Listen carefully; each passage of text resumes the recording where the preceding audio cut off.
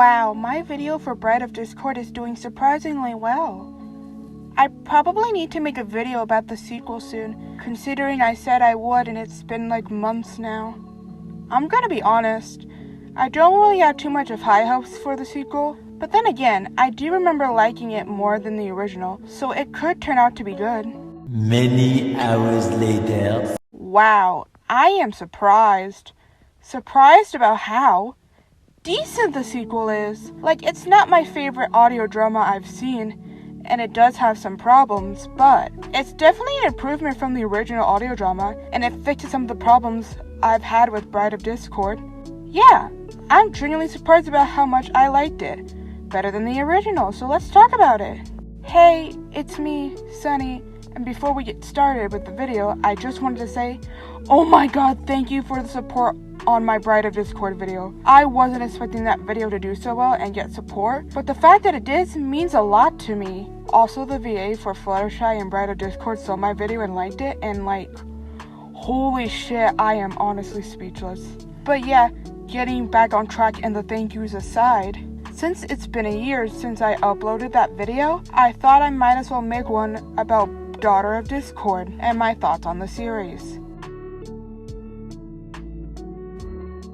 I wanted to put a disclaimer because I forgot to put it in my other video, and I wish I would have done it so I've been more clear about this. But do not go harass the people that worked on the series. I get that especially with Bride of Discord, there's a lot of problematic elements in it, and those do deserve to be criticized and talked about, but I don't think it's right to go harass people, so just keep that in mind.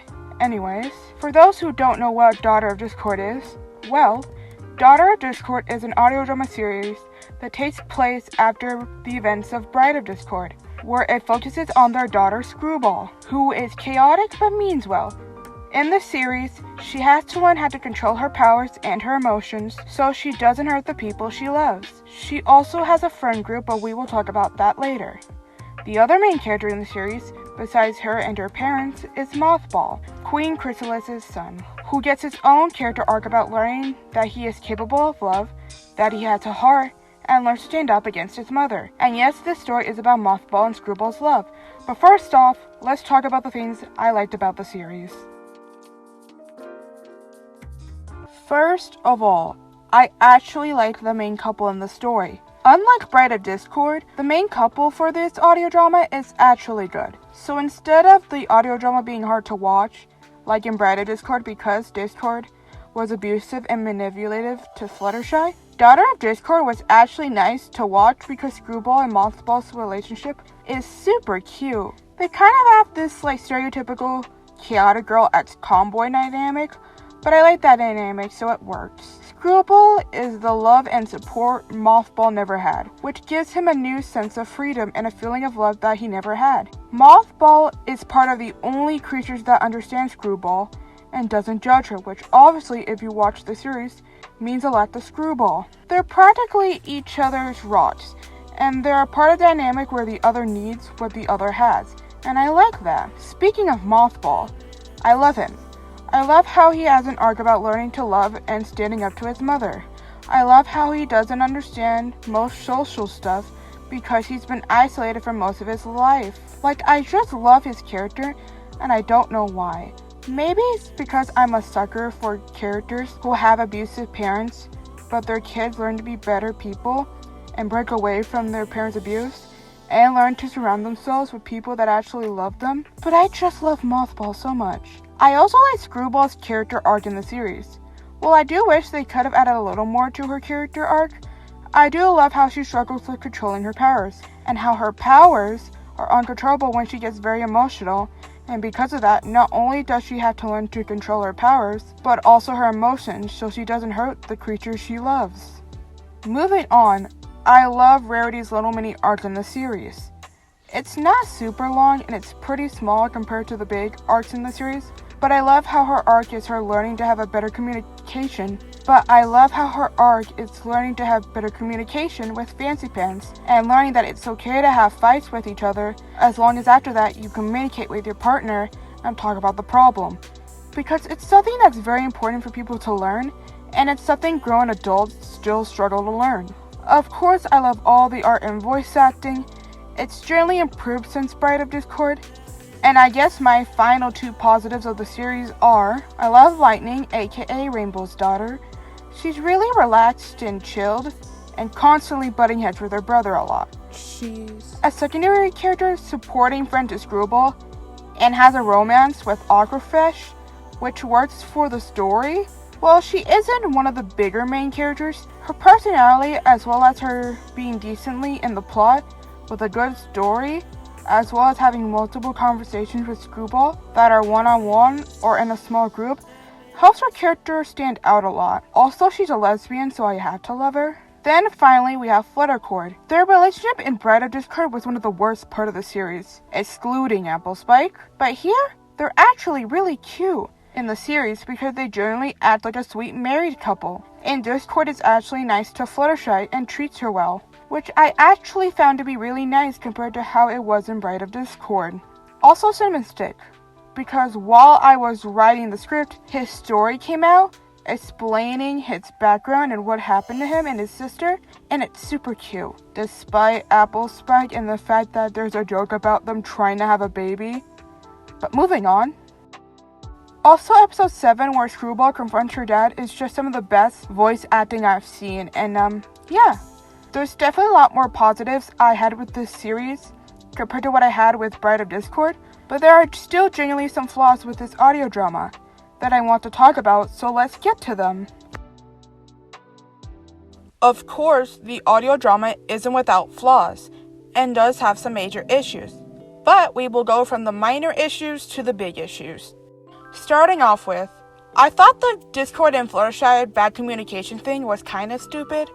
I know this might be a personal thing, but I just personally thought it was just the least, most interesting arc out of the entire story, because I already knew how it was going to end. I already knew what was going to happen even before the episodes concluding the arc even came out.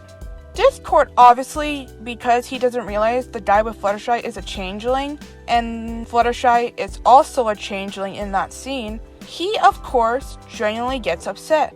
But having him go out of his way to spread chaos again, and make it look like he's about to take over Ponyville again, makes it just seem like Discord's regressing as a character, considering it makes him seem like Fluttershy is the only reason keeping him from being bad, and if she doesn't stick around, or if she broke up with him, he would bring hell everywhere, which honestly makes their relationship kind of worse, especially in Bride of Discord.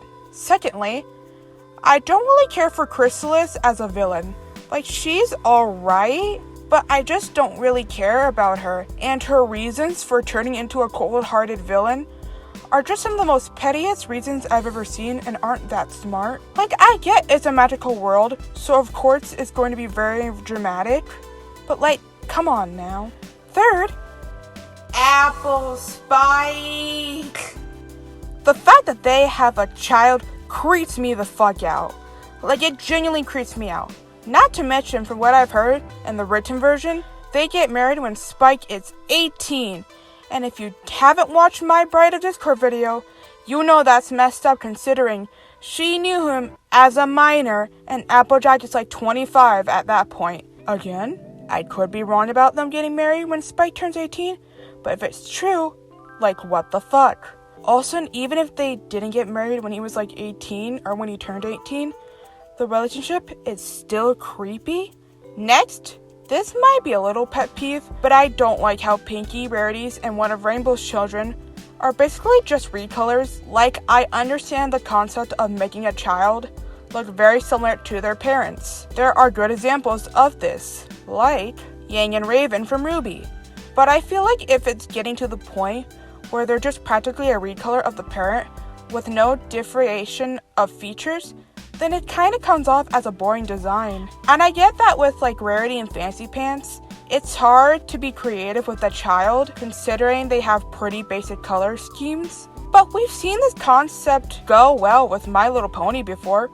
For example, Twilight, having a very similar design to her mother, but having her color scheme come for her mother's and dad's hair, so she doesn't seem like a gray recolor of her mom. I feel like if Gemstone, Rarity, and Fancy Pants' daughter had maybe dark purple or blue fur, but her hair was white and her hair still looked like Rarity's, I feel like that would have probably looked a little bit better. Along with making Prism, Rainbow's daughter, have black hair instead of rainbow color haired, and giving Pinkie Pie's children curly hair but with different kinds of styles would have helped a lot to make them look nice and original. But that's just a me thing. Next, the whole conflict with Applejack just came out of nowhere in the middle of the series, and it was just so fucking weird.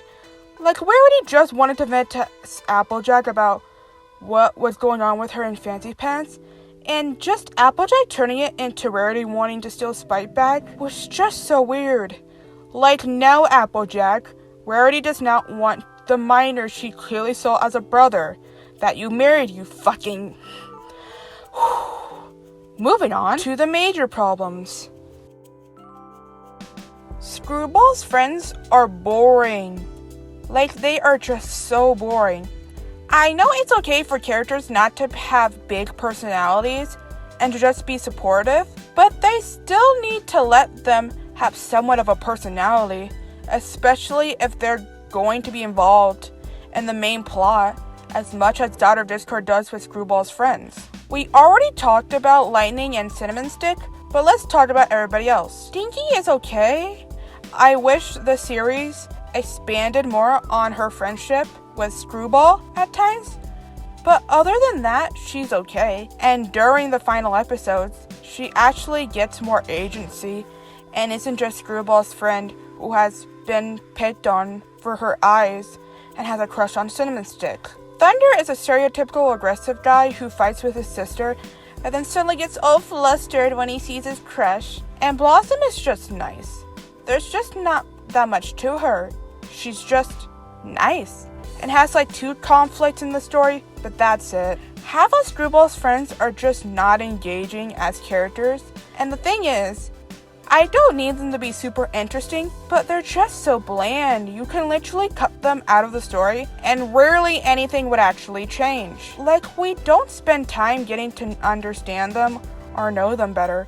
So when Screwball's friends accomplish something or get together with each other, it's hard for the audience to care about them when we barely even spend time with them or get to see their personality that isn't just stereotypical. The only one that doesn't really seem to have this problem as bad as the others is Lightning, and that's only because she actually has a little arc in the story that intertwines with Screwball's, and we see her have a fun personality. It also doesn't help, out of all the ships besides Fluttercord and Screwball x Mothball, Lightning's relationship with Aquafresh is the only other relationship that gets death.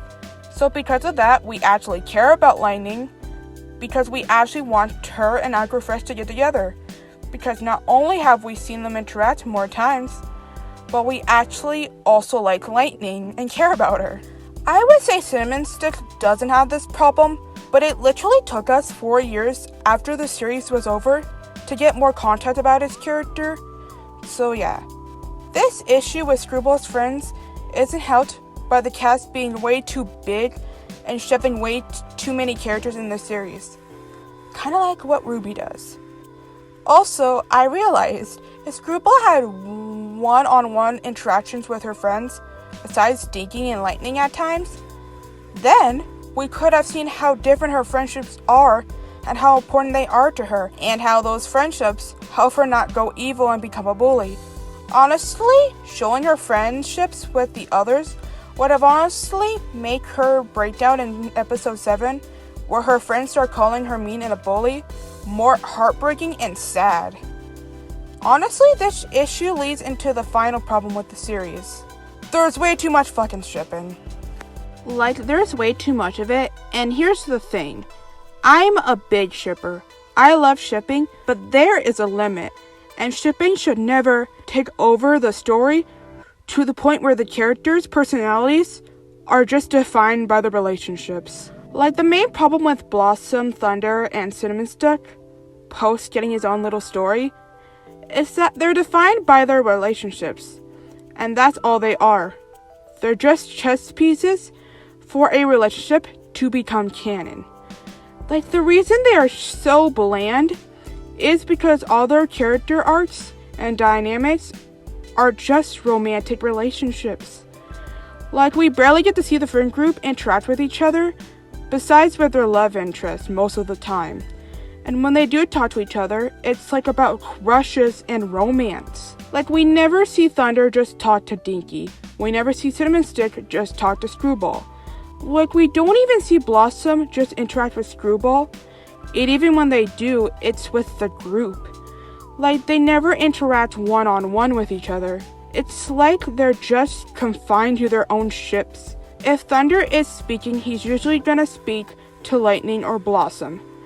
Anytime Cinnamon Sticks interacts with any pony, it's usually Dinky or the rest of the friend group. Like, we never have scenes of them all just being friends with each other and having close interpersonal bonds, except on rare occasions. And even then, those close moments are mostly reserved for Dinky and Screwball, which honestly makes the entire group's friendship not feel authentic, and honestly, because of that, it just doesn't make me care for their friendship most of the time. Because there's just too much shipping going on. Like, honestly, if Screwball's friends weren't shipped with each other, not only would it improve the story, but you can also take away Screwball's friends being shipped together in the story, and the story would barely change. That's how little the ships between Screwball's friends matter to the story, which is why it's annoying that they're a big part of the story when they contribute nothing to the story. The only one that actually matters besides Screwball's relationship with Mothball is Lightning's relationship with Aquafresh, which just... their relationship is an entirely different topic of its own. Okay, let's talk about Lightning and Aquafresh, and why they're a big elephant in the room for me. Okay, so like I said earlier, Lightning is a lesbian along with Aquafresh, and they're also the only LGBT couple / ship in the series besides Lyra and Bonbon. But Lyra and Bonbon are in the background and don't get lines till the final episode, so they don't really count, but yeah. Lightning and Aqua are a lesbian couple, and for people that know me, you must be asking, Sunny, why don't you sound happy? You talk about how representation is important and how you want more LGBT content in My Little Pony audio dramas. So what's the problem? Well, my friend, the thing is, I love how Lightning being a lesbian is handled so casually. But Aqua, literally being afraid of Screwball for most of the series, for obvious reasons I mind you, and Lightning being oblivious to it when it's very obvious that Aqua is afraid of Screwball, but Lightning still deciding to be friends with her after she said horrible stuff about Screwball, it's kind of meh, even if it was justified.